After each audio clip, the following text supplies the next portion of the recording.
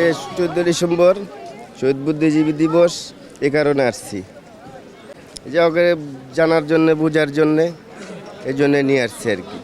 এই যে মুক্তিযোদ্ধার চেতনা বুঝবে, জানবে, সেই জন্যে নিয়ে আসছি আর কি।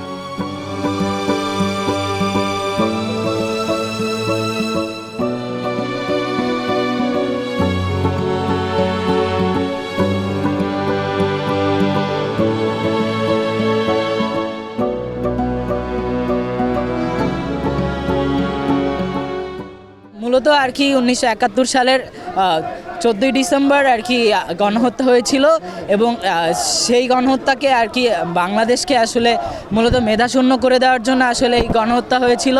আমরা এই নীলনকশা আর কি 1971 সালের আগে থেকে আসলে করা হয়েছিল। এটা আর কি আমরা বিভিন্ন বইতে মূলত আসলাম যে শহীদদের স্মরণে আমরা ফুল দিতে আসছি, প্রতি বছর আসা হয়, তাদের স্মরণ করে হচ্ছে আমরা এখন ফুল দিয়ে মানে তাদের স্মরণ করি, যেহেতু তারা আমাদের জন্য অনেক কিছু করে গেছে, ঠিকই আমরা কিছু করতে পারি।